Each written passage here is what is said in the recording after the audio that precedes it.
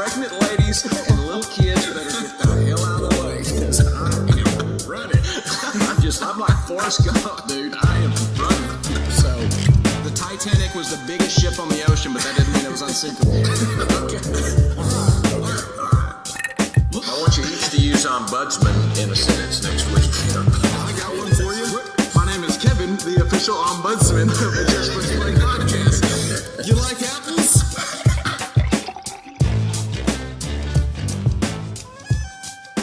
Welcome in to another edition of the Just Press Play podcast. And today, since we've been watching all kinds of basketball, we're going to get into some March Madness. We got Uncle Tony joining us, along with LJ's back and Pops. What's up, everybody? What's up? What's all good? Hello. Hello. Man, it's been a big weekend, just full. I don't know about everybody, but I have just been watching all kinds of basketball. And I can tell you, actually, the biggest rebound that of the entire weekend was me going back to work after literally spending, I think it depends how you calculate the math. I've calculated as about 40 plus hours of just sitting in my recliner watching basketball. And if you count two TVs at one time at some points, it's even more than that. It could be like 72 hours, depending on how you do the math.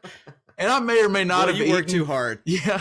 I may or may not have eaten like 2.5 pints of ice cream. I'm not sure if I'm bragging. At this point, I don't know if I'm bragging or if I'm just like acknowledging and admitting how low I've been and how big of a POS I've been this past weekend. But that said, it's the sacrifices you make to be a good podcast host. That's what it is. There you go. Speaking of sacrifices, I have this thumbtack right here, and I was screwing around and I cut my thumb, but I'm battling through it. Just for you guys. Just now on the air? Yeah, like it's kind of bleeding a little bit, but I'm pushing through. Hey, is this going to be the first ever recorded podcast you got tetanus? good insurance though, right? Yeah, it's possible. It is very possible. No, I think I pulled my hammy. But I'll be all right. Well, all right. I'm gonna make it through. Speaking of injuries, It's a groin. Speaking of injuries, before we get on to basketball, let's talk about a guy who's been often injured recently, and he won't be anymore because he's retiring. Gronkowski is calling it quits. Oh man! What do you think, Pops? I mean, what's initial reaction? Initial reaction is time. I think it's time, and I think he's going to make probably more money in his next career than he made in this career. So why not? Now, if he's crazy enough to think he's going to go wrestle and not get hurt, I mean, I know wrestling's somewhat fake, but it's still a bunch of big, strong men. What? Oh, wait, did I let the cat out of the bag? What? I'm sorry. Golly. Crazy. I'm so sorry, but you can still get hurt in wrestling. Absolutely. But I'm glad he retired. I think it will make a difference for the Patriots, but I still think the GOAT, that number 12 that's behind center, will still figure a way to get without it. I've heard AJ Green. Is he up for? Is he free agent? No, he's there at the Bengals still, but the Bengals just who knows what they're doing, and they might be starting over. So that's possible they would be willing to at least listen to trade offers. Coach in waiting, right? That coach in waiting. So there's no telling. So we'll see what happens with AJ Green. I don't know. I think that's Patriot fans hoping that they can pull that off. But yeah, one thing I'm not betting out. I'm not saying the GOAT won't find a way to have the Patriots. He still plays in the AFC East, so they'll still probably find a way to win that division and go to the playoffs. But Gronk will hurt. I think I'm with you, Pops. I think it's better for him to leave now at the top on his own will, where he can actually walk away instead of in a boot and a big old ankle brace and with head trauma. What were your thoughts, LJ, when you heard the news? I mean, I think I agree 100%. It's about time. I was rooting for him to retire, honestly, not just because I want to see the Patriots return to form of their 1992 selves.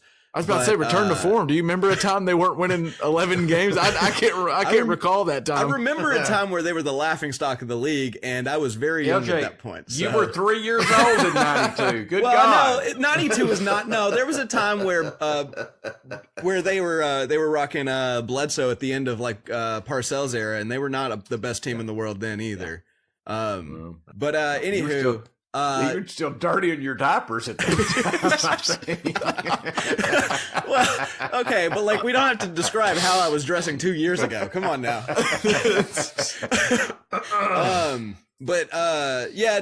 was kind of hoping he would for his own sake. He seems like a great guy, and I want him to be an entertaining guy for the rest of his life. And I think it was the right move, but it will be a bummer to not see the best tight end. I mean, he's a Hall of Famer. He might be the best tight end I've ever watched their whole career. I mean, he's right there. Like Antonio Gates is the only other person that I think fits that bill. So yeah. Well, Tony, they didn't watch Kellen Winslow back in the day, though. You remember? No, that's why I made it clear he was not the best tight end of all time. The best one I watched their entire career. So. Well, I would say, for me, Gronk is the best tight end I've ever watched play. I would say he's probably the most dominant, best tight end of all time. That I want to start there with you, Tony. What do you think? Is he the best tight end ever? No. Not even close. Wow. Okay. No, I mean, because he hasn't. Wow. His longevity hasn't been there, and he's been up and down as far as production. Now, when he was good, he was really, really good. I think those first 3 years he was there, and when Hernandez was across from him, that was a new concept. They really took the two tight end set to a new level with those two, and that kind of set Gronk up for that. He's not the best of all time by any stretch of the imagination because, as Dr. Liff mentioned, Kellen Winslow, but you've got Tony Gonzalez. That was pretty Tony good. Gonzalez, yeah. I didn't watch a lot of him, but reestablished that position. He played on some really bad Chiefs teams, but he was all there was on some really bad Chiefs teams, if I remember correctly. Yes, yeah, and Antonio Gates changed the game. For that volume tight end, and then Gronk came on. Mm-hmm. Where the Patriots are hurt by this is the run game. Gronk really hadn't, for the last 2 years, has not been a primary receiver for Tom Brady. That's kind of been a misnomer. I think that with his inconsistency of being able to be on the field, he will hurt them more in their run game, and I think it'll be interesting to see how they replace him from a run game standpoint and what they go out there and get. That's where the Patriots will be hurt by that.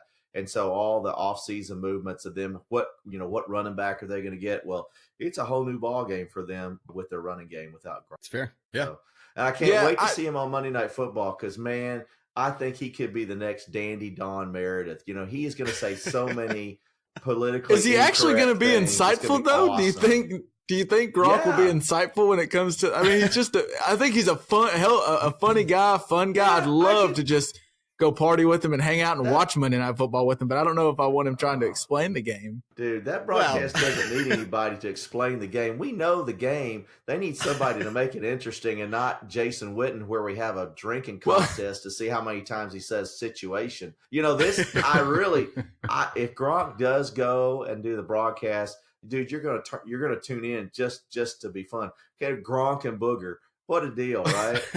That sounds like an awful comic book. I want to read that. Now is the time to get in. Now's the time to get into that booth because I mean, the bar is set really low with our man Jason Witten. So not gonna get any worse. We shall see. I have a little football news, if you guys wouldn't mind humoring me real quick. Yeah, come on. Bring it. Okay, so I heard about this news. Kevin, you might have already heard about it because you're in that industry. But some lady had in Cleveland had called the police because she heard somebody down on the street. It sounded like they were being hurt and might have been having a psychotic break. Didn't know what was going on. She called the cops to talk about this disturbance. They dispatched officers. Everybody came. And so they eventually, like 15 minutes later, went up to explain to her, he's just excited that they got OBJ. That's all it was. We got a deal.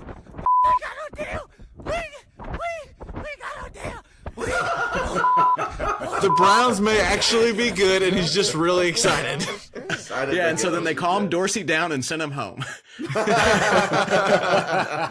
He's joking a little, but he's really serious. Someone did call the cops because they thought something was going on, and it was just a Browns fan losing it. Browns fan. OBJ. I'm happy for the Browns. I don't know how they fleeced it. I don't know if I'm more happy for the Browns and all the talent they're getting, or just the fact that we're more happy for the Giants. Yeah, I think actually the as far as worst run teams in a division, the Cowboys are only two. I think the Redskins and Giants are both below them. They're in the top half of the best run teams in that division, which is saying something because Jerry Jones is not the best GM ever. Yeah, not that we were going. Yeah, the Cowboys have had a stellar offseason in comparison to some of the other people in their division, which stellar. Man, it's phenomenal. So yeah, thank God for the NFL East. Well, let's get into it. It's March time, and it's a bit the first weekend of the NCAA tournament is in the books. We got the Sweet 16 set, and can we just throw it out there? It's kind of been it was kind of not a great weekend. Am I wrong? There's a lot of chalk. I mean, the games were a lot of chalk and blowouts, a lot of them, several. I mean, I still thoroughly enjoyed it, but there was one point on Saturday where it was all 15, 20-point games. I mean, every single one of them. And I was able to get some really, really good naps. I mean, they were fantastic. Sunday. That was right after that second pint of ice cream. Yeah, I was going to say. Sunday was a tougher day.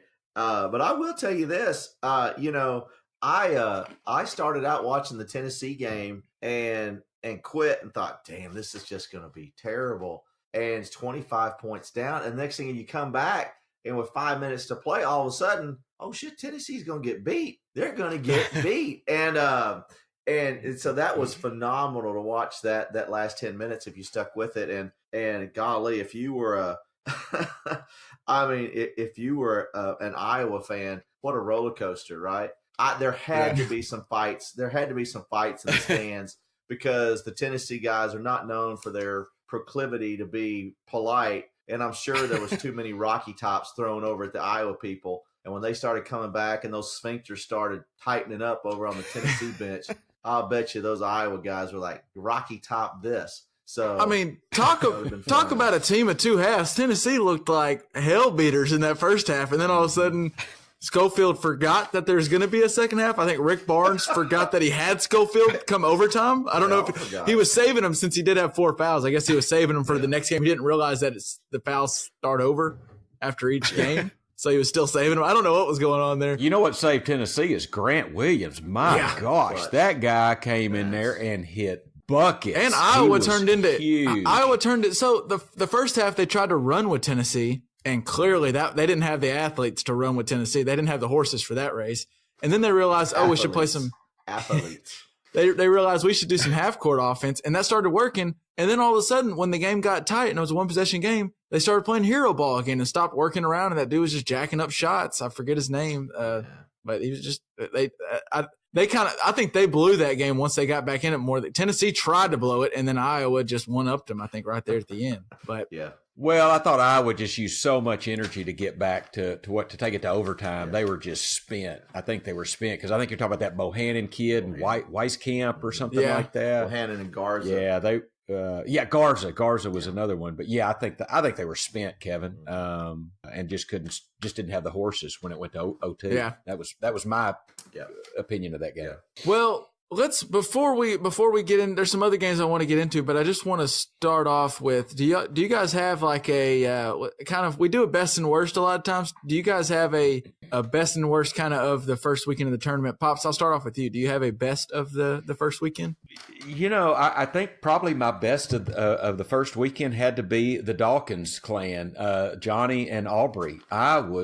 I've always liked Johnny Dawkins. I remember him back, that was in the late 80s, I believe, when he was playing for Coach K at Duke. And, he was a pretty proficient scorer. I looked up some of his stats. He was 19.2 points, 4 rebounds, 4.2 assists. Now he was a 6'2", 165 guard. Aubrey is a 6'6", 205 guard. He's a player. That boy was playing. Now, from what I've seen, I think his stats this year have been 15.6 points, 5 rebounds, 1.4 assists, and I think he scored 30. He was, he went off. And you could tell from the jump, he was locked in, and he was hitting everything.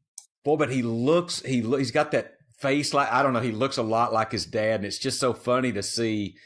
Tony and I can relate, seeing our kids grow up. But we grew up with Johnny Dawkins playing. We saw the guy play college ball. He's about our age.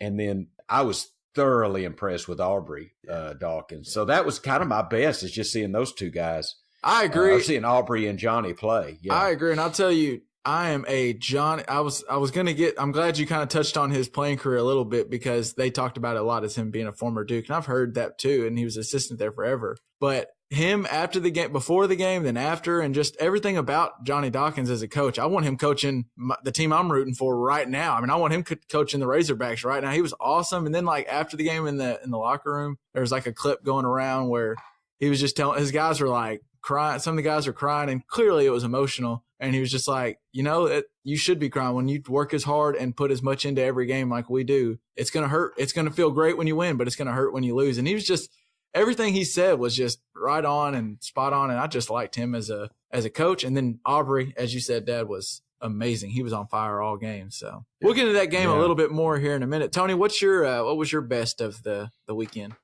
My best of the weekend is the Jeff Robinson kid for Virginia Tech. I believe if I've got his name correct, he's the point guard for Virginia Tech, and he's missed several games with a foot injury and has come back.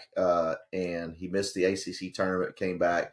He is a cool cucumber, man. And although Grant Williams is pretty close to that, if you watched him, just his enthusiasm for the game, and he has brought that team to a different level where I cannot wait to see them face off against Duke on Friday night. But my best of the weekend was, and it's just the little things, that he does, calming his team down, leading them. He's not scoring 30 points a night, but when you need a jumper, he's got it. When you need a rebound, he's got it. When you need the steal, he's got it. And it's just kind of a lot like you hear Corey Beck, what the way Corey Beck used to be. You don't realize he's there until he's there. And I really was impressed with that in this college game. I really did like that. So that's the cool thing about this time of year is you see these guys who they might not be, the Zion Williamsons or something where they're just the crazy athletes and oozing potential, but the moment is never too big for them. Anytime their team looks like they're getting a little out of control and they need something, they just calm them down with just a smooth bucket. I mean, I'm with you. And Robinson was great this weekend. I'm glad he's back and healthy and playing. Yeah. Can I have a 1A? Can I have a best? Well, wouldn't this be a 1B? You can have mine. Or 1B? A 1 and 1A or a 1A, 1B? Whichever you want to call it. Dadgummit. Okay. It's Roman numeral 2. It's the Chuxedo. I love the Chuxedo. It's just the best. And I don't know which one's better, him or Jim Nance in it, but I just love the Chuxedo. Cannot get enough of that. Is that your favorite of the Capital One commercials with Samuel L. and them? Is that the best one in your eyes? 2 shining moments. And I tell you what, the thing about it, when you look at it, I don't know if you've noticed, and Cindy noticed it, is the one that noticed it. In his little pocket square that he's got, it says Chuck's Bracket. It's got a little Chuck's Bracket right there in the pocket square. And man, it's awesome. It's just awesome. I love that. Speaking of those commercials, how much do you think they paid Larry Bird to be in that one commercial? The one where he's got Charles Barkley as his dog. Larry Bird looks like he doesn't have any interest. I think Larry Bird showed up, did one line, and was like, "If this works, cool. If it doesn't, I don't care. I just want my check. Because like they even have the joke at the end, and he does like this fake laugh, or he doesn't really care. At least Spike and Samuel L. act like they're really cracking up. Like Larry Bird looked like he was just there for the check that they were dropping off at his door. That's all he has to do, right? Just show up. And he did it. It was great. Yeah. Those commercials are good. Hey, while y'all are talking about commercials, have y'all seen the T-Mobile commercial where they're like, why is there no basketball team called the Giraffes? I mean, like the giraffes are tall. I mean, that is great. There should be a basketball team named the Giraffes. That's some funny stuff. We got the Terriers. You might as well have the Giraffes out there. You're worried about intimidation. Yeah. The Giraffes. Better than whatever the hell St. Louis is. The Billikens? Yeah, whatever. Yeah, what the hell is a billiken? So I looked this up there because Hannah does her bracket based Of course, LJ knows. So what is it, Al? Hannah does her bracket based off of mascot strength and who would win in a fight, which was a much better method than I picked. I'd like to say, but it turns out that is a created, made up thing that some teacher in Kansas City created, and so St. Louis University decided to make it their mascot. That's the extent of it. It's like a superhero type of animal that she just drew a picture of for what I presume is a kindergarten class, and St. Louis University just decided this is my guy. A Billiken. See, that'd be better to be the Giraffes. Yeah. The St. Louis Giraffes. The neck swinging giraffes. Yeah. That's their hype video in the arena. Oh, man.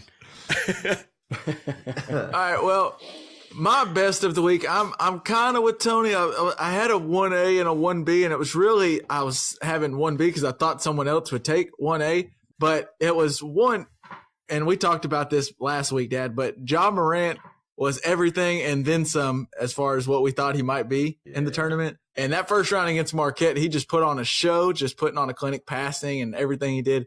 And then that next round where they went up against Florida State, clearly Murray State just did not have, like we talked about with Iowa and Tennessee, Murray State just didn't have the horses to run with Florida State. And they were throwing – Morant still did his thing, scored I think like 28 points in the game, and he was locked in from three. And you could tell the announcers were trying to get fired up when he was hitting those threes, but they were still down by 10 the whole time. And then Florida State was throwing all these different tall, long, athletic guys on him. They just didn't a chance. But Morant was great. But what was really awesome, did y'all see after the game where they lost and he was in the locker room for a while, and then he came back out and went to this fan who wasn't even a Murray State fan, I don't think. I think it was just a fan in the stands who tried to get a high five from him. He went back out and gave his shoes to him. And then not only was that cool, but then later the mom put a picture, and it somehow got by it because Twitter's Twitter. A lot of people caught wind of it, and it started getting retweets. And the kid, 2 days later, the mom was like, he still hasn't taken the shoes off that he got from Ja Morant. And it was him in a Spider-Man suit with these huge shoes on. It's this little bitty boy, and he's got these huge shoes on. And it was just the coolest picture. And it kind of shows, like, these guys can do something really tiny, like Ja Morant just going back out there and just handing his shoes to this little kid. And it made that kid's not week. His whole year is made because Ja Morant handed him his shoes. It was just really cool to see. But my best goes to Liberty's big win over number 5. It's one of those classic 12-5 games in the first round where Liberty beat Mississippi State. And I don't know if you guys saw this, but In-N-Out, the burger place, played a huge part in Liberty's big win. And I'll explain to you. Liberty called Liberty called a timeout trailing by 10. It was like 63-53 with 7 minutes to play. And from that point on, they went on a 10-0 run and ended up outscoring Mississippi State by 11 in the rest of the game to go on and win. Well, they asked their head coach, McKay was his name. They asked him after the game, what did you tell your guys after that timeout? It seemed like they really responded. And he's like, you really want to know what I told them? I told them, if we win and we come back, we'll go to In-N-Out Burger after the game. And they started laughing. He was like, I'm not joking. That's what I told him. I knew they really liked In-N-Out Burger, and we don't have one back where we're from. And 2, I just wanted them to relax a little bit, and they thought I was going to rip into them. And I just told them, if y'all come back, we'll go get In-N-Out Burger. Y'all can get animal style, double. And then the Liberty basketball, we'll put it in our show notes, but the Liberty basketball's Twitter account posted all of them, and they were all out of In-N-Out Burger, and these guys had all their fast food. It was just hilarious. Oh, that's great. Yeah. That's great. Is awesome. And then a side note and a segue into the worst, so in that first round, if y'all watched that game against Mississippi State, that Holmesley kid for Liberty just caught fire and was hitting all kinds of shots. And they showed at one point, I think he ended up with like 30. And they showed at one point his points per game in the season were like 11. So clearly he was playing out of his mind. He's not a bad player, but he's playing out of his mind. That's got to be the worst. And then in the next round, he comes out against Virginia Tech, and the guy was not hitting those same threes. He was not making the same buckets. I think he scored like 8. That's got to be the worst if you're Mississippi State and you're like, man, this guy just got hot and tore us a new one. But now he's back to form, and he's really not even all that in a bag of chips. Like, he looked like damn Jimmer Fredette out there, and now he looks back to his normal self. That's got to suck. Burger, man. Wow, Jimmer Fredette. There's a name from the old NCAA. Back in the good old days. The old Jimmer. Yeah. All right, Pops, let's go on to the LJ. Did you have a best of the first round? Well, I can throw one in real quick. All right. Did you guys see what I'm pulling it up right now. India's Devonta Green's tattoo is? Have you seen this, Kev? Yes. Oh, I thought of you as soon as I saw this. Explain. All right, so my man has the GTA San Andreas cheat code for infinite ammo because he's a shooter. Such a baller move. I love it. Yeah, but I don't know if you got that. Grand Theft Auto is what he means by GTA. You know, the old video game? Okay. Sure. Yeah. Well, there was a cheat code. If you didn't want to actually do the missions and you just wanted to run around with guns and have all the infinite ammo when cops were trying to chase you and stuff, you could put in this code. And it was like, L1, L2, XX. I've got it square, right here. Whatever. It's L1 R1 square R1 left R2 R1 left square down L1 L1. He's got that tattooed on his arm right here. Wait a minute. And this dude had that tattooed on his right arm because he's got infinite ammo on that bad boy. He's a shooter. Wait a minute. So you're telling me a guy permanently put the cheat code for Grand Theft Auto on his right arm because he's an infinite shooter. Yeah. Yeah. He never runs out of ammo, baby. Never runs out of ammo. I think the only thing, and it's not that actually is now my new favorite, but before that, my favorite was, I'm sure y'all know of, y'all have seen Nick Young. He's the NBA player, came straight out of high school, or went to USC, I think. But he's like completely tatted up on his left arm, like crazy tatted up, and he has nothing on his right. And one day they asked him, they were like, and he's a wild card. He's a funny dude. They asked him, like, why is there no tattoos on your right arm? And he answered with the straightest face. He goes, the right is strictly for buckets. That's it. And everyone started laughing. He had the straightest face and just walks out of the interview. Oh, that's amazing. But yeah, LJ, definitely the infinite ammo on a whole book. What was it? Who was it? What was his name? Devontae Green. Devontae Green. Yeah, one of Indiana. One of my new favorite players right there. Yeah. I'll look for that. All right, and now on to the worst. Well, I'll start off with you, Pops. What do you got for your worst of the weekend? Well, I don't know if mine's a real bad one, but I kind of hated that Walford got out. I really enjoyed watching those guys play. Hold on. Fletcher McGee, he just missed another one. Just now. So I watched the first game. I mean, Fletcher McGee can put up a shot quicker than freaking Steph Curry. I mean, just he can miss them quick too, can't he? And he went 0 for 12. I mean, the leading three-point shooter in the NCAA went 0 Yeah, he broke the record in the game. first round for most three-pointers ever made in a career. And then he did, and then he broke a record. I don't think any guys ever went 0 for 12. It was I guess he broke records in back-to-back games because he broke 2 records. He pulled a Bull Durham. He hit his dinger and he hung him up. Said, "I'm done." Yeah, he does though. That guy. Fletcher he shoots the weirdest looking shots. Like if you didn't watch him in that first round, you just saw some of the shots he was taking against Kentucky and you probably thought, what the hell is this guy doing? But he just throws up these wild shots and hits them at a high rate, clearly. Floating to left or right, off center. I mean, and he hits them, except not it's one of the strangest shots I've seen in a while. Me too. It just all of a sudden, like you said, he's so quick. It's all of a sudden, poof, the ball's gone. You're like, what's he doing? Oh, it's like, wait, don't shoot. Oh, it's in. And the nation was ready. The nation was ready to jump on Wofford as the Loyola of this year, the Cinderella. I wonder if they could kind of feel that because there were so many people in that stands. It felt like almost a home game, and there's a ton of Kentucky people, but there was everybody that wasn't a fan of either team was clearly rooting for Wofford. Well, and do you know what the enrollment at Wofford is? It's like 2,500. It is a super small school, really small. Yeah. But I mean, there are high schools bigger than that. Did old Fletcher? Did he kind of lose that for him though? I mean, I like to fancy myself a shooter, a bad shooter, I would probably say. But the number one rule is on your right arm. That's what I'm missing. That's what I'm missing. Yeah, is that cheat code? He's got the cheat code for getting away from the cops because they're chasing him. Those errant shots.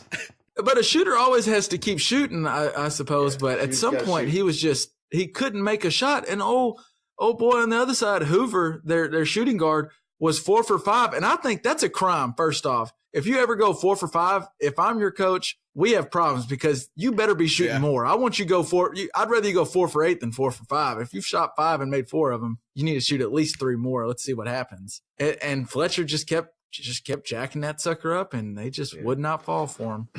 It was shooter got to shoot. Hey, shooter shoot. That's a good point because there was another game.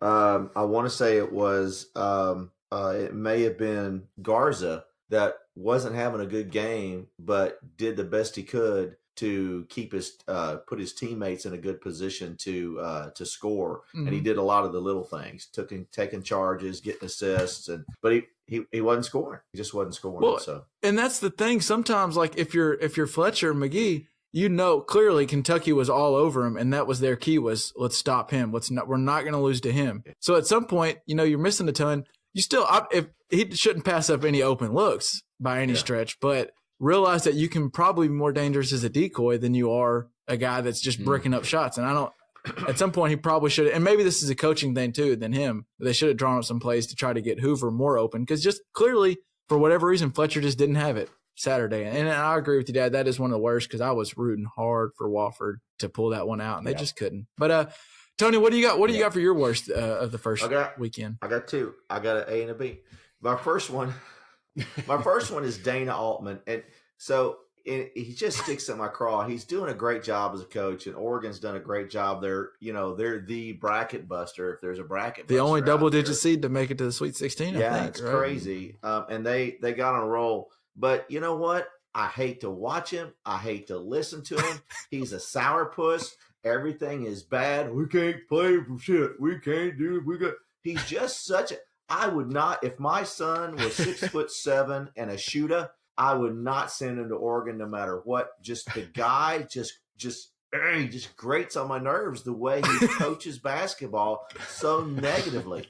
Now, wasn't he almost a Arkansas Razorbacks head coach? It was the fact that he accepted and then turned down the Arkansas Razorback job. Does that have anything to do with that, Tony? I think it has a lot to do with it. It might, but still, he's just not fun to watch as a coach. Now, his teams are phenomenal to watch. I love watching Oregon teams, and Prestige Worldwide has made several, and some other person on this podcast made several $100 on Oregon in a Calcutta. However, it's just, I just hate to watch Dana Altman. Love Oregon, hate to watch him.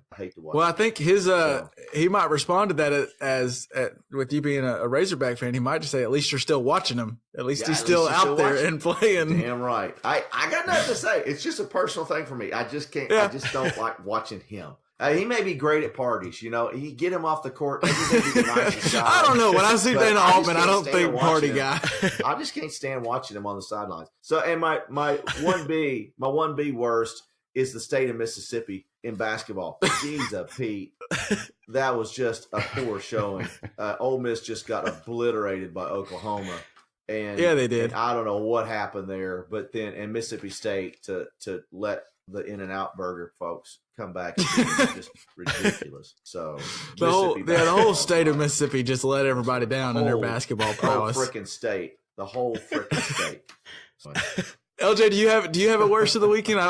You really came out of left field with your best, and I loved it. So I don't know what to expect now. What? Yeah, I can't wait for this. Well, I do have a worst.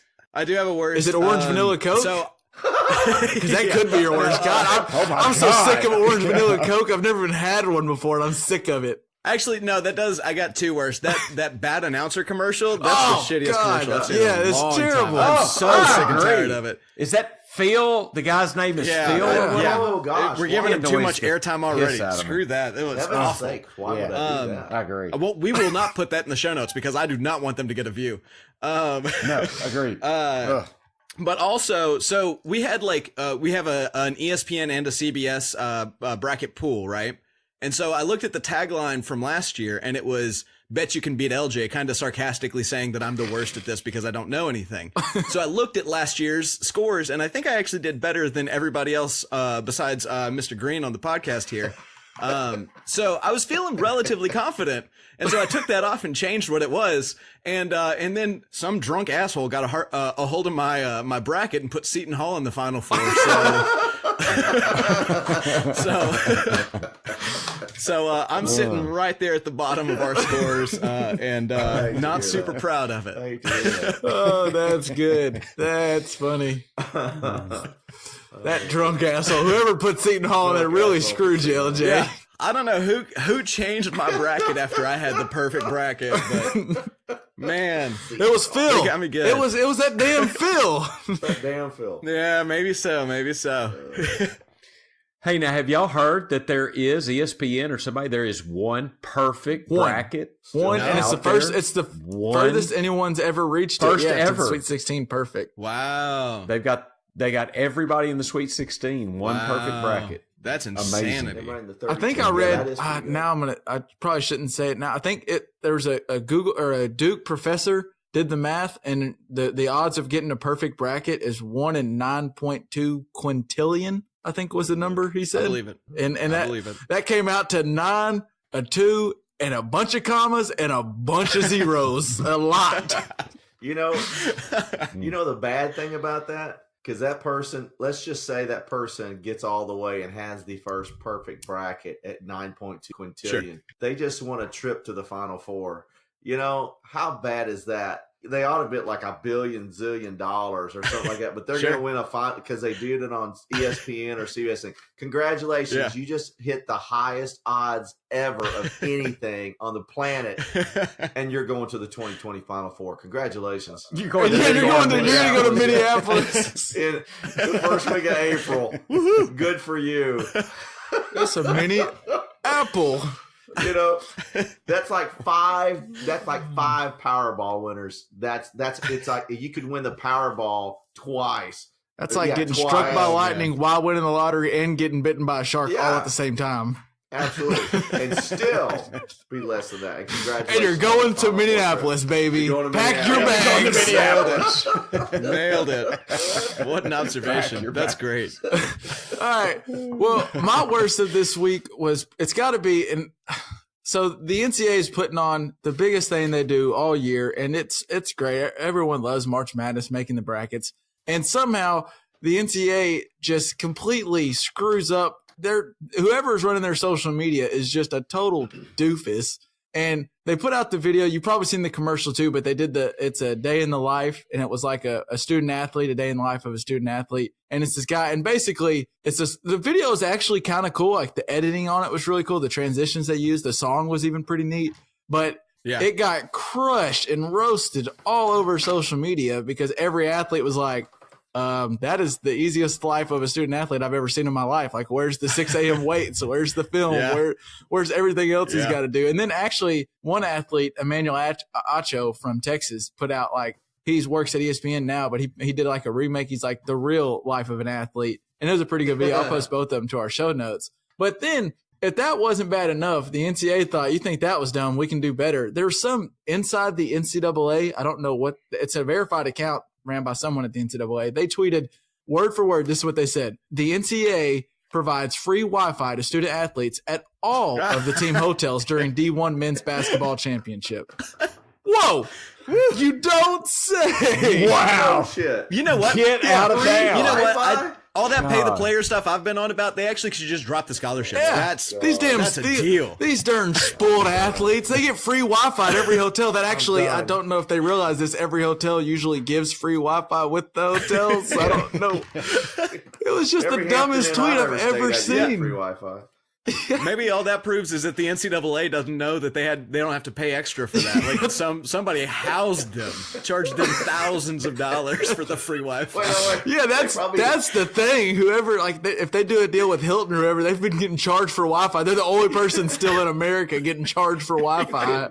They got the upgrade. They got the upgrade to a little bit higher Wi-Fi.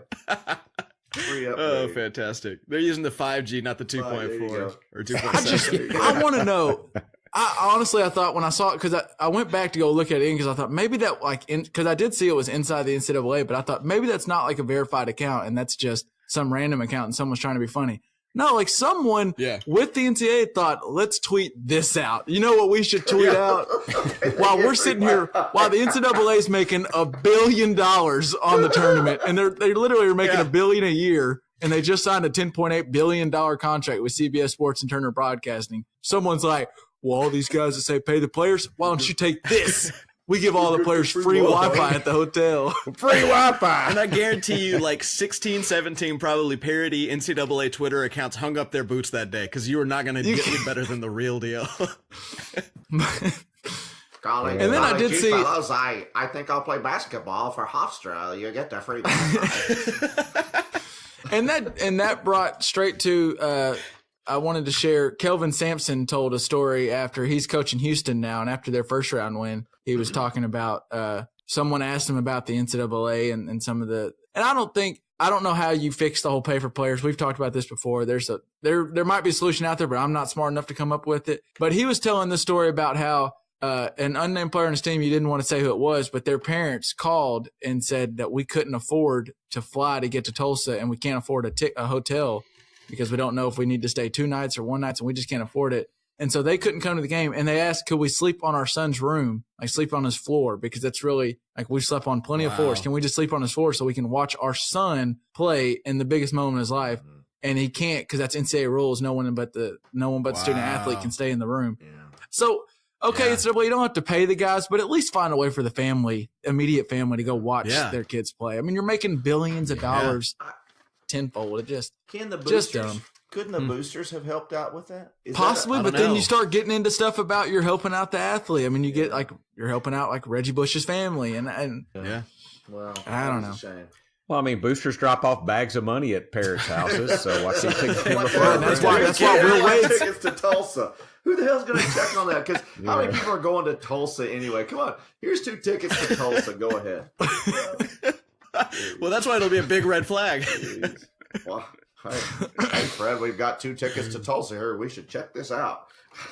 There's some wrongdoings here. If the bag that's getting dropped off at your star athlete's parents' house is 2 tickets to Tulsa, then y'all need to do better negotiation. There's got to be a better bag you can get. Yeah. And the NCAA cuts the Wi-Fi then and there. Check with Arizona or LSU.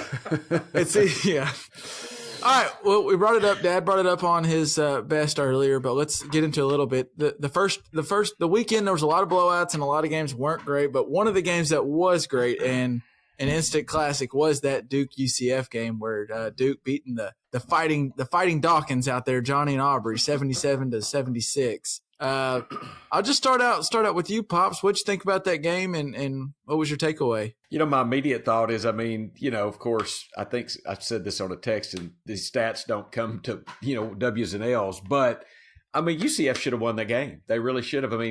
Dawkins had the chance to somebody else had the chance to tap that in, and then Dawkins had the chance to put it back, and they were down by 1. Now, with that said, I think that comes down. Wasn't that the game where they had to review if it hit the rim or not to reset the shot clock, and they went ahead and gave those guys the points. They gave Taco. So how big is Taco? Bad calls. He's huge, 8 foot 7'6" wingspan. I think he stood on his tippy toes to dunk. Very far. Oh my God. Yeah. But so I guess bad calls go both ways. It wasn't big deal, but boy, and you brought up something, Kevin. Maybe that'll be good for Duke, because I do think, although I worry about their 3-point shooting, they're not a great 3-point shooting. No. Duke's not, but to get a scare like that might wake them up. Like, you better play. You never know. See, I kind of think that game was. I think Johnny Dawkins and UCF just showed. I think it shows the nation and the rest of the bracket still left. Like the blueprint. Duke's not the hell beaters everyone thinks they are. They're very beatable, and they can't make a 3. If you go back towards that end of that game, Taco was in there and he was guarding. They put him on Trey Jones, the point guard for Duke, and he just didn't go out there. He just sat in the paint and was like, if he wants to shoot, he can shoot. And Duke wouldn't shoot with him. And I think people are going to start guarding them like that. They're just going to say, if you can beat us with 3s, then you win. And Duke will win a game or 2 hitting 3s because, guys get hot, it happens. But if out of the next 4 games, you're saying there's not going to be one where they go on a cold spell, and they're just going to have to hope that R.J. Barrett and Zion Williamson pull it out. And they did. They found a way this past weekend. But what you think, Tony? What was your thoughts on that game? Man, it was a great game, and I am. The next chance I get to have a child, I'm going to name him Taco. But not. Oh my God! I hope you're done having I kids. think I'm done. There'd have to be a medical miracle for that to occur. So, but I would love to name somebody Taco. But I think UCF is.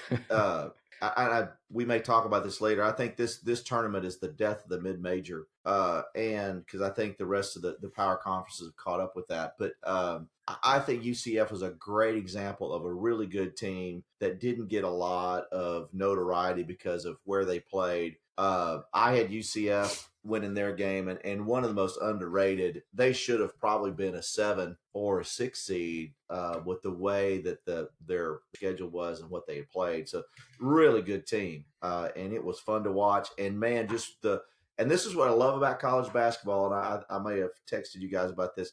That roll of the basketball off of the rim at the very end of that game. That's how close that game was. And you know what? You don't see that in a lot of sports where you get that so close, getting a game after 40 minutes of just sweat and blood and family versus family and stuff, all the stuff going on, and a basketball just slowly rolls off the rim, and that's the difference. And that's what games are really about. That's what athletic events are really all about. That was fun. So do you like college basketball better than pro basketball because they're all invested in the game? And I don't know that every pro athlete, in my opinion, in basketballs, I don't know they're always invested in the outcome of the game. And you see these kids, I don't see, other than Michael Jordan, LeBron James crying over a basketball, I've never seen anybody get that emotional about a win or a loss in a tournament, right? And I know pro athletes it's different, but I just don't see them vested as these kids are in these games. They're kids that are playing these games are truly invested in the game. And you can say Zion, as opposed to adults doing their job. Yeah. And you can say Zion's a one and done, and Barrett's out, and Taco's out, and they're just in and out. But you know what? While they're there. They're not playing professionally. They could be overseas doing the Ball family thing. They could be doing a lot of different stuff, but they're here putting it out on the floor. And I just think it's more fun to watch.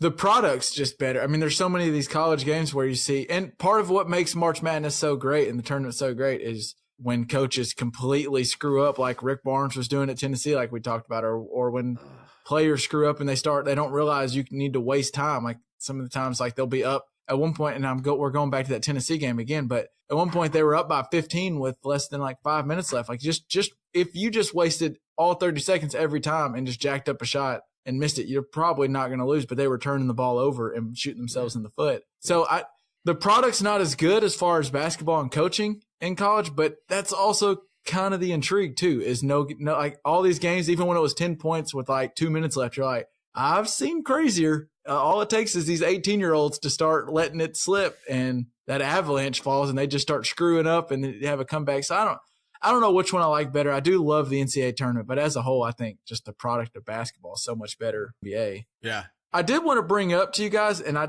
don't know, it might not be something I'm a Razorback fan, but I'm also a Dookie. I've always been a Duke fan, for a long time. I think Coach K might be losing it. Am I crazy on that? Krzyzewski? Yeah.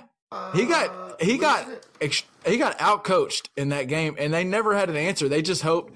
It looked like, and he's done this all year. I've watched a lot of Duke. It looks like he just hopes that RJ Barrett and Zion just out-athlete everybody. And, I mean, it's got him to the number 1 overall seed, but he doesn't do a whole lot of coaching, it doesn't seem like. Like, even late in that game, they were falling apart down the end, and it took Zion making an incredible play going at Taco and making that and one, and then missing the free throw. And RJ Barrett, there might have been a hook on the other side, and RJ Barrett might have pushed off, and it was such a Duke way to win. I know all the people who don't like Duke probably are so annoyed that they won off missing their free throw, getting their own rebound, going up, and then that ball rolling out. I think it's about time for him to call up his boy Gronk, and they should both retire, because I think Coach K might be losing a little bit as far as his coaching ability. Yeah, you might be on to something there. You might. I mean, Johnny Dawkins, I kind of like to have him at Arkansas Razorbacks, but he's probably going to be the next Duke coach. I think the rumor has always been that Dawkins is the next Duke coach, and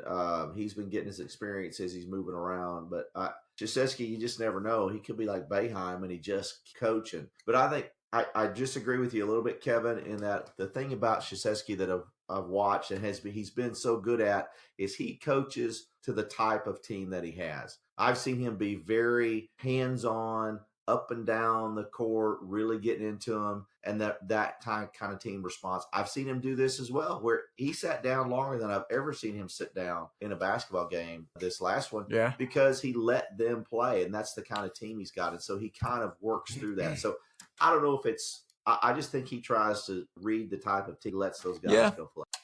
And there's something to that as a coach, is just knowing the roster that you have and how they react to certain things. And maybe they won't react to you just yelling at them and going crazy like Tom Izzo did, or maybe some guys do react to that. Like that kid that Tom Izzo yelled at, the next game, he came out and played his best game in the past couple of weeks. So obviously he reacted well to it. I think the best coaches know how their guys react, I guess. Hey, while we're talking coach, just real quick, if Arkansas gets a new coach, which I hope they don't, I like Mike Anderson, but I'd like to have Buzz Williams because, man, he can wear a vest. You know, most guys can't pull off wearing a vest. This guy pulls off wearing a vest, man. I just love watching this guy coach. He's up and down. He's got that nice little vest with the little tie. It's awesome, man. Buzz Williams, I like it.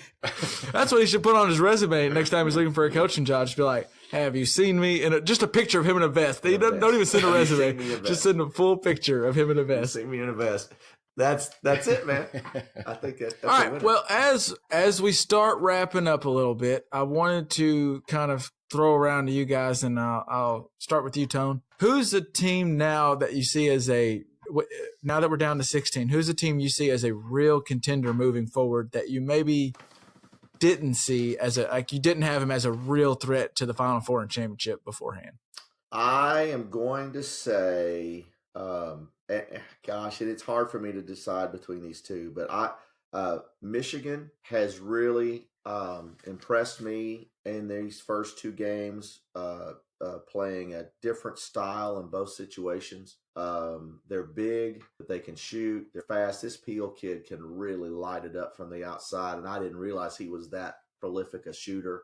Their point guard can drive the lane. He's a smaller kid, but he really takes control. I like Michigan's chances coming up out of that West bracket because Texas Tech, I think, as great as it is, as far as they're very well coached, but I still like the way Michigan is playing and doing that. And the second one is I think Virginia Tech has righted their ship with this Robinson kid, and they beat Duke at home. I think they made without Zion. Without Zion. So they'll both have those guys back on a neutral floor. It's in DC. So I think that'll be an interesting matchup. But I still think Michigan has the best shot to get through and get into the Final Four and final game. Well, I'll go ahead and go. I'm right there with you. I thought Michigan was decent, but I did not see them as a real contender, and I completely overlooked them. That team, they impressed the hell out of me this weekend. And Beeline, is that his name? The coach there? He must just be a hell of a coach because they were in the championship last year. They were in the championship just a few years ago with Trey Burke. I mean, they're constantly making runs to the Final Four. And I was looking at that roster. I think I read some stat that since 2013, since he got to the Michigan, or in the past, 6 years now, they're like 17-5 in the NCAA tournament and 16-5 in Big 12 tournaments with 2 titles. So they just perform in March. And then that roster they have this year, Tony, you touched on it, but that point guard, I think his name's is it Xavier Simpson? I know his last name's Simpson. I can't remember for sure his first name. I think that's right. But Simpson and Matthews, both at the guard spots. Both those guys were on the team last year that went to the championship. And then you mentioned the dude, Peel, he lights it up from the outside. And that Brazdeikis guy, he can really score. If either one of those two guys gets hot, I mean, they can light it up. Yeah, and they've got a true big man, and there's not many true big men out there anymore. Yeah, that big old 7-foot Teskey or whatever his name is. He's not amazing by any stretch, but he just knows how to be a big man, and that point guard knows how to get him the ball. And I think they could really be scary down the stretch. That's a team that I overlooked completely. Yep, and they had a taste last year, and they want to go back. They didn't get it all. Nova beat them. I really like them. I think they're Pops. What about you? Is there a team that wasn't on your radar? Are you the same? We did not plan this, listeners. But I would tell you, Michigan has, I think, 2 guards that'll play at the next level. And I do think I'm a big Beeline fan. I think he is a fantastic coach. What did he do before Michigan? Where else has he been?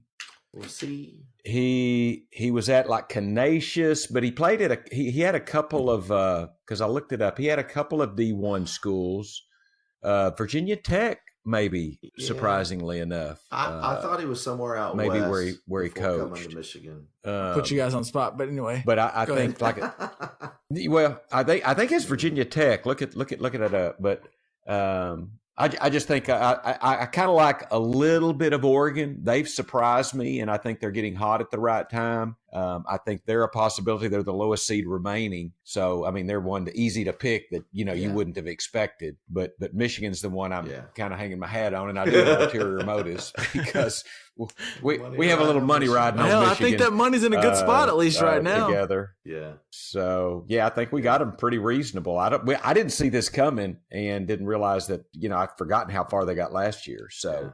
A team I wanted to get, by the way, I looked up. He was previously at West Virginia, so you were close. West Virginia. Another team that I'm just no longer going to doubt anymore coming into the tournaments is Leonard Williams and his Florida State teams. It's 2 years in a row now where I just thought I watched them earlier in the season and I wasn't all that impressed. And then come tournament time, they go about 10 or 12 guys deep. They're all long. They're all athletic. They're confident. And I think that's the thing about him is I watch him early. He plays so many guys that a lot of guys are getting minutes. And early, those guys aren't early in the season. They're not really true to form. And by the time March rolls around, if they can get into the tournament, they are dangerous because any guy can come in and light it up at any point. And when you're playing games, especially when they play games like the past weekend and this one coming up, whether it's in all these weekends where you're having to play, if you win, you play every other day, you got a day's rest and you're back at it. It helps when you can go 12 deep. And speaking of Leonard Williams, how old do y'all think Leonard Hamilton, sorry, get the name wrong. How old do y'all think Leonard Hamilton is? He's 70. He's 70? 70 years old, and he looks really good for 70. Really when I good. looked him up and I saw he was 70, I was like, boy, I thought he was 55. I mean, he was like Coach K looks he's 72 and he looks like the years have been a little tough on him. Yeah. Leonard Hamilton still looks young, and Leonard Hamilton's got that LJ stuff working for him, man. He's got that young thing going on. Looks good. That's the game I cannot wait to watch is that Gonzaga Florida State game, a rematch from last year. And I just think both those teams are good. That is going to be so fun to watch. Damn. He does look for amazing. 70 years old. Like, go look at him. When I saw that, I thought Wikipedia had a typo on it, and then I looked up a little more. I was like, no, that's correct. Damn, Hamilton. Oil of Olay. Wow. LJ, I know. Impressive. You're probably pretty upset that Seton Hall isn't still playing, but is there a team now that Seton Hall is out and you can throw that contender out? We all thought they were going to be a real contender, but who's someone you like moving forward? That was a real bracket breaker for all of us. But I will say that I don't think the listener is going to care about my expertise on which teams to watch out for. So I do want to throw out a little bit of an offshoot. I did not expect the Bonehammer clan to come out so hard in our bracket challenge. I mean, it is littered with Cindy's and Jacobs and Tony's all over our top 10. And it was unexpected. So, I think maybe late next February, I'm going to ask what the Greens are up to. Just go have dinner with the Greens. Advice. Dinner with the Greens. Yeah, come on. So that's who I wanted to shout out. Well, I think late February next year, we just need to all go have dinner over at the Greens house and just try to soak up as much as we can. No. I already called dibs. So you guys don't get to. to. You guys. We're going to take that drunk Seton Hall writing mother out, man. He's not going to be there next year. We'll take care of that. Oh, well, and while I got the floor, I did want to ask, Dad, have you got any Pitsnoggle nominees that we should be watching out for? I had one, and he's out. Oh no, and he's out. Yeah, Kevin came up with one. I mean, could Taco? I mean, he's really not a Pitsnoggle kind of guy. But the guy for Liberty, his name was. Let me look his name up real quick just to make sure. He's like three his name names. was Mayo was his first name. Where's he at? Dang it, my computer's not working good. All right, we're gonna. There's not just a standout Mayo Pitsnoggle, Baxter Bell. He is a big. Yeah. Okay. He's a little big man. He's 6'5". He looks short because he plays as a big man for him. So he looks short up against these other big guys who are 6'10". But he is 6'5" and it says 255 on Liberty's site, but he's all of that 255. That boy is. He's a round man. He's some weight, buddy. He's good. And he's light on his loafers too. There was a play where he caught one and made a little spin move and did a little Euro step. I was like, boy, Baxter Bell. Baxter Bell, man.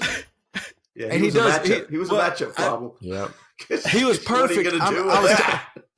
I was texting Dad. He was perfect for the Pitsnog Award because he does all those little bitty things. He did one box out where he boxed a dude all the way out to the team's bench. And then the next time he had a great pass. And then the next possession, he did that little spin move. I was like, this guy just has it all. And then I bet he tore up some In and Out after that first win. I bet they went to In and Out and he got about 3 double doubles. We close. No, we're done. No more. Well, I wish we could find an award for Wooten from Oregon. He is probably dealing with concussions syndromes for the number of times he hit his head on the backboard jumping up to block shots. I mean, this guy. I can relate to that issue personally. Well.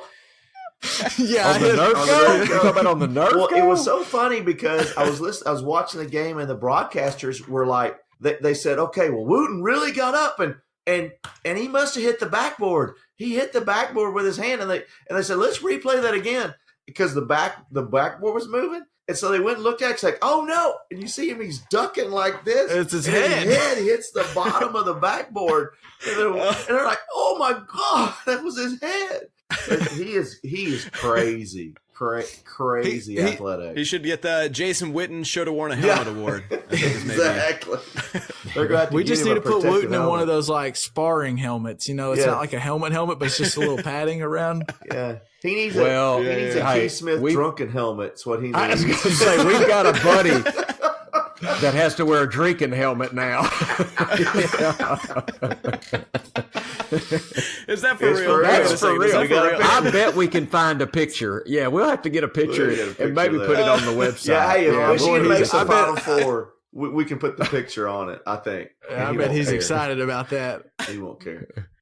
I wanted to ask you guys before we got out of here, and it's just mainly just to see. I'm kind of testing LJ a little bit here, but so this first weekend, as we've mentioned, it was kind of a chalk weekend where a lot of the higher seeds won, and we're in. I think the top 3 seeds in every bracket made it to the Sweet 16 for like the first time since '99 or something. But I started thinking, where did the term chalk come from? I understand like chalk, where that came from, but where did the term in sports come from, like taking chalk? Does anybody know? Because I looked it up. Yep, I do know. Do you know? I honestly never heard the phrase before. Yeah. This is the first day I've ever heard this. Well, you never heard going chalk? This would have been perfect, Dad. I should have just acted like we had no clue, and LJ probably would have had some bullshit answer, and we could have called him out on it for the first time. Yeah, it was because you guys confidently knew it that I come clean. I should have hesitated. So what is it, Dad? So that got started back really with horse racing days. They used to do the odds on blackboards with chalk, and the favorites would always be, their odds would change a lot. Yeah, they'd have to change it all over the time. So they'd have to rub it out and change it. So there'd be a lot of chalk around the favorites. There'd be a lot of white and chalk around the favorites. And that's why you get the saying, let's go chalk. Go chalk is going the favorites. So the horse that those odds kept changing, it became there. You couldn't even see its name anymore because there was just so much chalk around it. So they just called it chalk. Wow, that's cool. That was one of those neat little. Chalk. I was wondering because, like, as it was going through, because I was sitting there saying it, I think I might have been even texting Dad or maybe on the phone with him, and like 3 times I caught myself saying, "Yeah, we should have just went chalk. It's been a real chalk tournament." And then I thought, I was like, "How the hell do we say that?" Like, I just had no clue. I use it all the time. I had no clue. Then I looked up. I was like, makes perfect sense. So, is there any way that's related to rock, chalk, Jayhawk? Because that shit drives me batty. I hate that phrase. I think that's a totally separate thing. Jayhawk. Better or worse than gray uniforms? Let's see. Be careful, LJ. Don't set him as up. The story goes, a chemistry professor at the University of Kansas was they passed the time by trying to create a rousing cheer. The sound of the train's wheels on the rails suggested a rhythm and a cadence to them. At first, the cheer was "Rah Rah Jayhawk," repeated 3 times, and then it eventually changed to that "Rah Rah" changed to "Rock Chalk." Rock, just chalk. So it's just made up bullshit. Yeah. Speaking of Kansas, so if you look up Kansas, it's like a St. Louis mascot. Yeah. So what are the initials for Kansas, Dad? KU? But if you look up Kansas, it's the University of Kansas. It's not Kansas University. But they're always KU. Well, UK is Kentucky. I don't know. But I guess is it just because UK did they just catch it first like that? Arkansas's University of Arkansas. That's why you call them U of A. They're not. I never knew that. I started looking up and I typed in Kansas University and randomly it popped up and it said University of Kansas. Like, well, wait a minute. Why do we call it KU? But it's always been University KU as question. long as I can remember. I'm sure there's a conspiracy behind it, Kevin. Could you find out what that is? Well, I know one thing. If I can find it, I'll get behind it. I'll get behind it in a heartbeat.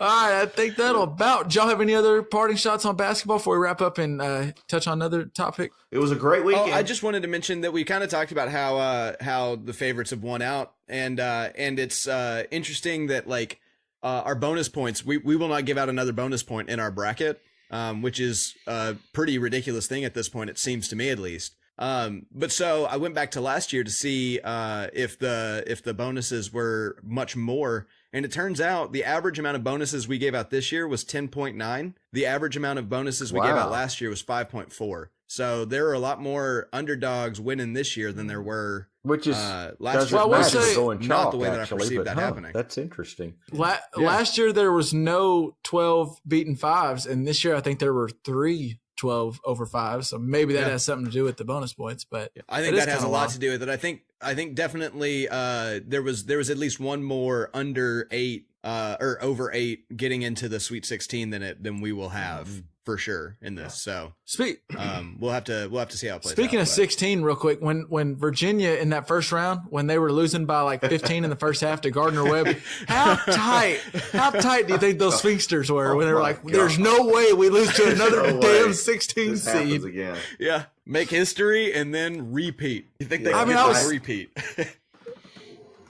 I was watching that game and I thought, there's just no way they lose to a 16 seed quit. 2 years in a row. Just If no they way. lost 2 years in a row, if I was the coach, I'd quit. I'd just I don't think you'd have to quit. up shit and I quit. think they'd take care of that. No, I think that would be the curse of the ages right there. That would have not Well- good. And you saw them; they came blasting out in their second game, man. Oh, yeah. They really. I knocked it think- out of the park. I honestly, I bet he didn't even have to say much at halftime. It was just like, just let the players say, like, there's no, their pride has to take over at some point and go, Yeah. by God, there's no way we lose to a 16 seed again. That just cannot happen. So one good thing about all those, the higher seeds advancing, it's good basketball this weekend good coming up. It's really, aside from Oregon, I would probably say, that 15 of the top 16 teams in the country before the tournament are all still playing, which means we got some great matchups coming up. Oh yeah. The Virginia Tech Duke game and the Auburn North Carolina game. Don't blink. That's going to be fast and fun. Blink, because there are going to be basketballs flying everywhere in that game. I'm probably looking forward to that game more than any other. Is that Auburn that Auburn North Carolina game? Hell, just to hear Kenny and Charles talk smack to each other, I'm kind of excited about that. Oh, did you hear? Did you hear? They were talking about making a bet. They were were like, we got to wear each other's jerseys if it happens. Yeah. And they were like, one of them, I forget who it was. I think Clark Kellogg was like, y'all gonna wear your old jerseys back in your game warms? And Kenny Smith just about died laughing. He's like, I might can fit into mine, but there ain't no way Chuck's fitting into his jersey. Charles was like, no, that's not going to happen. Yeah, Chuck didn't even argue it. Chuck was just like, no, I ain't fitting into that jersey. I promise you. That thing would probably look like a sports bra on Chuck right now. Like a shimmy shirt. You remember those shimmy shirts we used to wear? That'd be a shimmy shirt. That's what that'd be. Oh man. That'd be fun though. I can't get, and last thing, man, can you not get enough of Charles Barkley? And this is some of the best. Man. I have actually stopped watching a game so I could go watch halftime on one of the other stations so I could watch Chuck. It's just he's in his element. If he would put together a 3-hour clip of just him at halftime for NCAAs, I'd watch it. I'd buy it.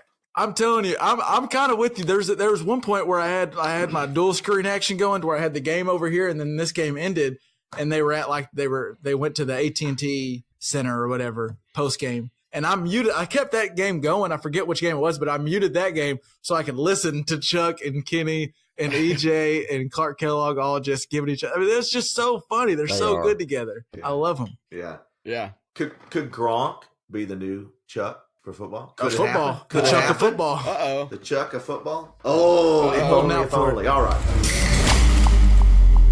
thanks again, Uncle Tony, for popping on with us and talking some hoops. But now we want to switch over and go a different way. And LJ, you were telling us before we started recording that there's a little war going on between some streaming services. Can you elaborate on that? Yeah, so there was a YouTube video released, I think maybe hours before we started recording today. So by the time this episode comes out, it might be even bigger news. But Spotify has, in a way, declared war on Apple and iOS and basically the entire structure of the App Store and Apple Music. So what had happened this is like a what had happened.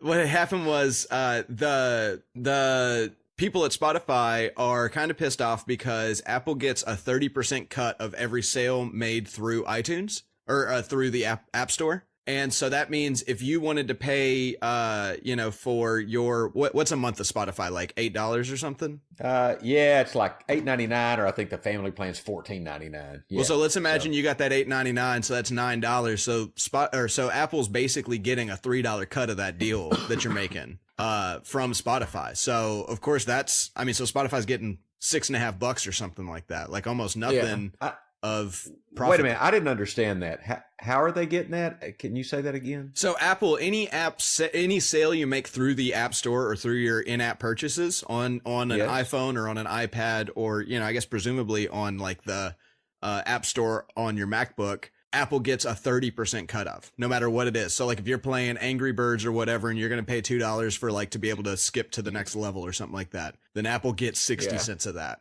Okay.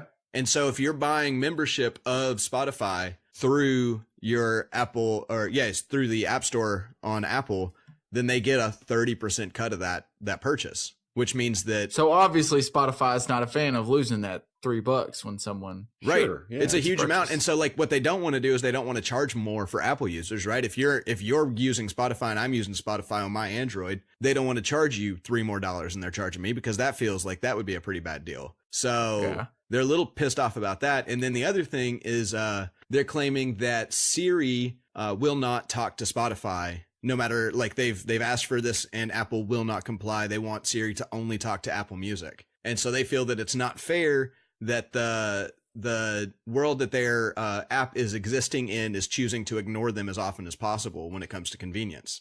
So they have basically said, Apple's got they've essentially kind of called out to the public and said, Apple's got a monopoly on everything you do with your iPhone, and we don't like that. You should try to help us change that. What do you guys think about that? Apple having a monopoly through their own service. And is that okay? Is that fair, or is that a bad thing? Well, this is not unlike Microsoft, like, the Internet Explorer deal, right? It's the exact same kind of thing. Right. Killed Opera and Netscape, I believe, by putting IE on there. Yeah. It's the same concept. Well, so it's not surprising at all that Apple makes their iPhone as way more compatible with Apple Music than Spotify. I get why they would try to do that. Sure. I get why you would. Is that fair? Is that okay to do? Yeah, that I never thought about the fairness of it, because at first I'm like, well, yeah, you want to make your products better, but it does seem a little it doesn't seem fair to me, because it is kind of monopolized and made to where Spotify might have a better product, but for iPhone users, it's just way better to use the Apple Music instead of Spotify. I don't think it's fair. No, my answer is I didn't have a good way of this is how Kevin's brain works, and it's an ugly mess. But the answer is no. I don't think that's fair. That seems. So if I listen to Spotify on a PC, I pay Spotify through PayPal, so Apple's not getting any of my payment. Yes. That's true in this case. Yeah. But if you wanted to say you don't already subscribe to Spotify, then you're like, well, I keep hearing LJ and Kevin talk about this Spotify. Maybe some of our listeners want to listen to our playlist, right? And then they go into the App Store and try to download Spotify, and they see that it costs $8.99, and then they get $8.99 a month subscription. And instead of going through the Spotify website to make an account, they're just going to do it through their iPhone. Well, since Spotify doesn't want to look like a dick that's charging $15 for just a single user, then they're losing a huge cut of their profits, trying to make sure that when the Apple user doesn't go to his Android friends and find out that he's being gypped and blame it on Spotify. Does that make sense? Yeah, I think so. But it seems like then if if Apple is the platform that I prefer to use, which it is for so many people, then maybe they shouldn't charge 30%. They should, charge just 10% because they do have the best platform. It seems like they already give Spotify I mean, that's arguably. Break, Some people, but I think that would be an argument for them being able to charge 30%, right? I mean, that would be because then if you have the best platform, which I disagree with, but I think that's a totally reasonable opinion to have. But if you do have the best platform, then I think maybe you should be able to charge a premium for driving on my privatized road. You know what I mean? Yeah, and maybe best is not right, but the most prevalent platform maybe is what you reach a lot of users through Apple for sure. There's no doubt about it. Because I know now, and I think probably maybe you, LJ, turned me on to it, but I think I use Google Chrome more now than IE, or certainly more than Firefox or Safari. Sure. So I feel like that is the easiest platform for me to use. So I think Google Chrome is the best IE platform. Yeah, best internet browser. Yeah. When I say IE, I'm right. Yeah, that's not really correct. You're Xeroxing it. You're Velcroing I'm doing it exactly. There. Actually, that's another topic. Maybe we talk about here in a second if you're interested. But anyway, so I guess maybe a metaphor to put this on though is like, imagine you're in a small town and for some reason all of the roads to the Walmart get demolished. And there's a ton of businesses around Walmart, right? There's like the local shops and there's the local restaurants and stuff like that. And then Walmart pays money to rebuild the roads to get to all of those local businesses and their Walmart. Now, should they be able to charge you to use the road that they built to get to all the things that somebody else created? I mean, if they paid for the road, yeah. I mean, it is Apple's platform, right? I mean, that's kind of my gut is like, it feels like if they created this platform, they should be able to basically make whatever we as users should be able to say, well, that's not fair to Spotify. Let's maybe not support that. But that's our decision as the users to not use that road. Yeah, I'm trying to think. So like if Apple tried to just like big dog Spotify and go, okay, then take your shit off our app store. You can make it to where no iPhone users can use Spotify. For me personally, like I'm a Spotify user, I'm not going to uproot and get a new, because like Apple makes it to where my watch goes with my phone, which my phone goes with my computer. And so I'm not going to get all new equipment just because I like Spotify. I'll probably just go, okay, well now I need to start making playlists on Apple Music and drop my Spotify playlist. Right. So Spotify's not going to go. Is that fair then that now Apple has basically the ability to decide every single product that you use? If that's the case, if you're not going to uproot and change for anything, then unless we say that it's wrong for them to charge for that road. I mean, if they wouldn't charge, if you couldn't go to ESPN, then maybe you'd look at CBS Sports, like whatever they want you. It's net neutrality, except done on an app store. We talked about net neutrality a little bit before.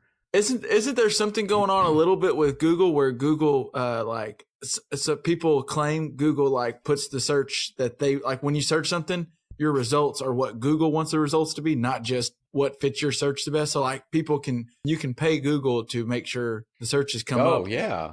Right. You can pay certain fees to make sure yours comes up in the top. Right. So you can certainly buy ads on Google with keywords. And so when you search on Google without like an ad block on, who would ever have an ad block on that? I don't think that's, but if you do search without an ad block on, then you'll find that there are generally the first two results are shown as advertisements. And it will say, Google does call it promoted too. Like you'll see, here's the first thing, but like in gray, you'll see, and it's not like hidden. You can tell it says promoted. So, this wasn't just the clear search. Well, I wonder, is this similar to, I have an American Express card and I have a MasterCard, and there are many places, I wouldn't say many, but there are a significant number of places that will not take an American Express because I happen to know, because I'm in the retail business, American Express charges a higher fee than a MasterCard does. And I get more rewards on my American Express. So I'm encouraged to use my American Express because I get free rooms at Hilton, from time to time. But many vendors I go to go, no, I'm sorry, we don't take American Express. We'll take that MasterCard. So they have the right to do that. So Spotify has the right to take their app off the Apple platform, but there's a price they're going to pay for that too. Well, and I think that's kind of the thing too, is now Apple has got Kevin up the creek where it's going to cost him a few $1,000s to change from American Express to another card. You could just use your other card, but Kevin is invested into his Apple products. So like they maybe have way too much control, right? But I gave him that control by choosing to buy all my Apple shit. I mean, I know, but now you can't go back. Like, you just can't go back unless you're willing to invest a ton of money. Like, does that feel like they should have that kind of power? I mean, I agree with you. I think there's like, I don't know what to think, I think is what it comes down to, because there is like a question of like, do you just let the free market do what the free market does? But then if Apple wanted to, they could crush every other app on the market and make you use only Apple products. And then they could also hide the terms and conditions and not tell you everything your phone's doing. And Apple also, I believe I haven't seen that they were doing a big announcement today. And as we're recording, this is Monday night. And I believe the big announcement was going to be them finally announcing the streaming service they're coming out with, like to rival Netflix. And so what if Apple makes it to where my computer, and they probably will, they'll probably make it to where my computer streams Apple Stream or whatever they're calling it way easier than it streams Netflix and Hulu. And then I'm going to be torn will be able to to where just ask your laptop to turn on Always Sunny and it'll happen, as opposed to using your hands to do things like a peasant would. So like a peasant would. Oh, okay. Well, I mean, that's kind of the thought though, right? Is like it'll play so easily for the lazy person. Like, the lazier you are, the easier it'll be to use Apple products to do everything Apple in the Apple arena. Like, there will be no use to going to Netflix, because, you know, why would you ever put a DVD in the tray if you could just click a button? And why would you ever just click a button if you could just tell your computer to do it? Well, and the reason's going to be is with Netflix and Apple, and it's what's on that platform. So like Netflix has their original content, and they also probably have rights to certain things. The music side comes to, now it's almost like Spotify and Apple are going to be trying to fight for who gets what artist on their platform. And really what's going to end up happening, guys, I kind of just came to this, we're going to lose, because now Apple's going to have, you know, Jay-Z and Lil Wayne and this group, and then Kanye West is going to be on Spotify. Like, you're just going to go who spends the most on you. And now I have to choose between artists instead of just having, or pay for both. Yeah. That's the other option. And that's what we're at with streaming right now, where I have to pay for Netflix because I want my Stranger Things, but I also better pay for HBO because I want Game of Thrones. But now I got to pay for Hulu too, because Hulu has Always Sunny Kevin on has it. mentioned this before, but we'll eventually get into a place where you're going to pay a company like an AT&T for a bundle that gets you Hulu and Netflix and HBO Go. So it all comes back, right? We're going to get back to cable TV that bundles ESPN and TNT and TBS and CBS and ABC. That's what they did, right? They bundled all this together. So somebody's going to come along, why not us, and bundle all Hulu, Netflix, Amazon Prime. I mean, I saw Amazon Prime's coming out with a new Amazon Prime either series or movie. I watched Triple Frontier. Did you see that on Netflix, which is Ben Affleck's in it? Oh, no, I haven't seen it, but I've heard about it. I saw it going to Vegas. You know, I watched it on my iPad going to Vegas. Pretty good movie. But, you know, so it's free to Netflix users, and it's a pretty legit movie. So somebody's going to bundle that up, aren't they, eventually? So we're going to be back where we started. Maybe. Yeah. Kind of. I would wonder if Hulu would allow somebody to bundle their service with Netflix, like, because they see them as direct competition, but also it's just like cable, you know, NBC and CBS are, well, I guess they're a bad example because they come over the air. But like TNT and, say, FX are generally kind of competition. So, you know, but they still want to be bundled together because it's certainly convenient for whoever has the most users to be able to get to your channel and want to support you. So Right. Surely it'll happen. I don't want it. And that's kind of what, like, maybe my gut is we should side with the Spotify in this case, so we can, you know, try to stop this kind of monopolizing is maybe the wrong word, but maybe the right word. Yeah, or, it doesn't seem like seems it's to be fully. happening. Yeah, I don't think it's fully monopolizing, but it's sure I'm sure getting a little hint of monopolizing in the taste right here. I mean, it. Well, look at it, and also in this kind of like Walmart. I mean, Walmart was putting everything in their stores. You can do eyeglasses, insurance, you know, buy groceries, hardware. So they're your one-stop shop for everything. But I know that a lot of my friends have kind of bucked that. Like, we want to support, I say we, several people I know want to support local independent business people. Yeah. And quite frankly, I'm at a point that I'm willing to pay a little bit more to go to my local photo shop instead of going to Walmart Pictures. And so I agree. we have the right to spend our money where we want to spend our money, and that's how we. Well, vote. and that's kind of the thing that I think America is generally considered to be built upon is this idea of let the free market decide. And if people want to spend all their money and buy into Apple and let Apple control their lives, then the market has decided Apple gets to do that. But, we say that that's the way that the country works, but a number of times we've gone in as a country and broken up companies like Standard Oil and like the telecom companies and turned them into public entities instead of private entities. So, it's kind of a question on it's totally just an economic, like, are you generally conservative or generally fiscally liberal? That's, I think, what the question comes down to. And it's all opinion based. And I feel like this is a fight we're going to have in 5 years, real heavy. Yeah, I think we're just at the beginning. The first shots are being fired. We haven't even got to war yet. It's just we're just throwing rocks at each other right now. Between I mean Spotify and Apple, they haven't really started throwing haymakers. So well, it's like Bob Dylan said a long time ago: the times they are changing. So yeah, for sure. Well, for sure. Speaking of Spotify, and you mentioned Bob Dylan, let's get into how we end our episode usually. What we're listening to, and I actually have an interesting what we're listening to this week for you guys. It's not music. This happens every now and then where one of us throws out something that's not a music or something for it.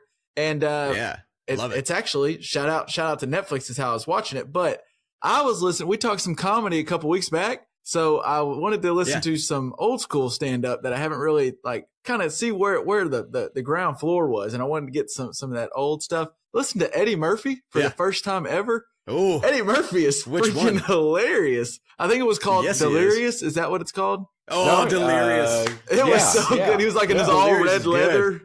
I mean, yes. He was so funny. I don't know why I loved him in, Dr. Doolittle's back in the day, back when I was real young, and then as Donkey, but my goodness, he's hilarious. His stand-up was fantastic. So anybody who hasn't listened to Eddie Murphy yet, if for whatever reason, if you're just behind the times like me, it's definitely worth spending an hour and 15. Just search him out. What about you, El? What have you been listening to here lately? Well, as I said earlier, I hadn't been really getting to watch the March Madness stuff this week, so my off times are at weird times, but I have been using that time to watch True Detective. And so that soundtrack is so good. Man. Yes, it is. It is so good. T-Bone Burnett is a genius. Who is it that does it? T-Bone Burnett is the music supervisor for that show. Is he the music supervisor for all of them, or just like this season? I'm watching season 1 again for like the third time.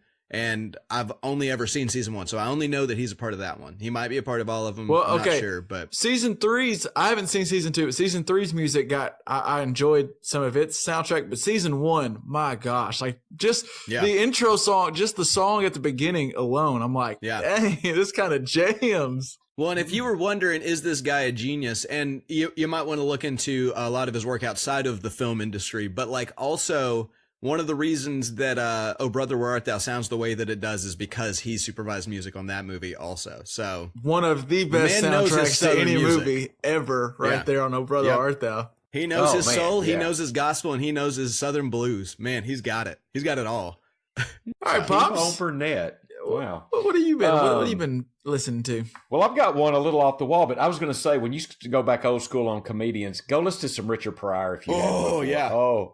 Actually, so he was before Eddie Murphy. I went to go back to listen to Richard Pryor because he was another one where I've always heard, he's one of the best, one of the all-timers, and just never listened to it. And so I was like, I'll throw him on. That was a couple weeks ago, and Richard Pryor is really funny. Richard Pryor is one of those first comedians. I was a kid. I was like, I knew I wasn't supposed to be watching this, and that's what first got me into stand-up comedy. So. Well, me too. I mean, Richard Pryor was when I was a kid. I was like, I know I shouldn't be watching this, but it's so damn funny. I can't help it. Yeah. Well, I'm going to just do traditional music if that's okay. Yeah, we're all which over you did the place. too. I do want to go listen to that True Detective soundtrack. I will do that. Hell, I might just have to pull LJ and rewatch it for the 4th time or something. Oh man! Well, I got to have something to fill the gap between Game of Thrones. Go on. I'm sorry. Yeah, we're all Game of Thrones is coming out soon. Yes. We got to have that episode soon. So a guy I'm kind of into, and he's a little poppy, but I really like him. Is Tyrone Wells. I don't know if you guys know Tyrone Wells. No, I don't know. Okay.